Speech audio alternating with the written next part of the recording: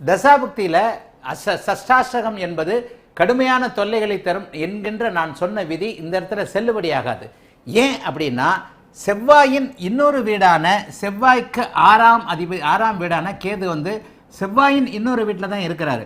இங்கே கூடுதலாக செவ்வாய் சுபத்துவம் அடைந்திருக்கும் போது செவ்வாயின் 9ஆம் இடத்து பலன்களைத்தான் கேது தருவாரே தவிர இந்த இடத்துல கேது கெடுக்க மாட்டார். உதாரணமாக தந்தையை கெடுக்க மாட்டார்.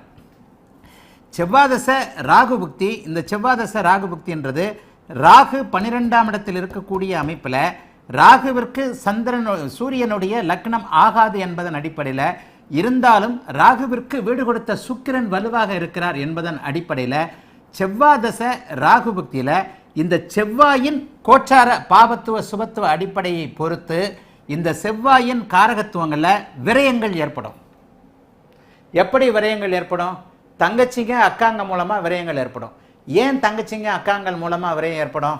செவ்வாய் சகோதரன், ராகு பெண் வீடு, பெண் சகோதர சகோதரிகளின் மூலமாக சில விரயங்கள் சில செலவுகள்.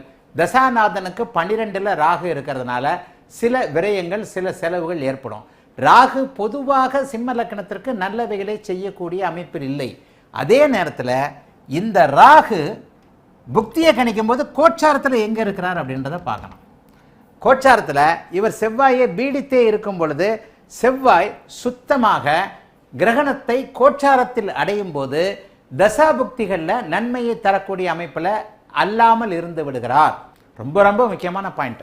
ராகுவோடு கோச்சாரத்தில் செவ்வாய் சேரும் பொழுது அவர் அங்கே தசாபுக்தியில் தசாநாதனாகவோ புக்திநாதனாகவோ அந்தரநாதனாகவோ இருக்கும் பொழுது அந்த காலகட்டத்தில் தசைக்கோ புக்தியின் அடிப்படையிலையோ தசையின் அடிப்படையிலேயோ அவருடைய நல்ல பலன்களை கொடுக்க முடியாமல் ஏற்கனவே கோச்சாரத்தில் கிரகண தோஷத்தில் இருக்கிறனால ஸ்தம்பித்து போய்விடுவார். நல்லவைகள் நடக்காது.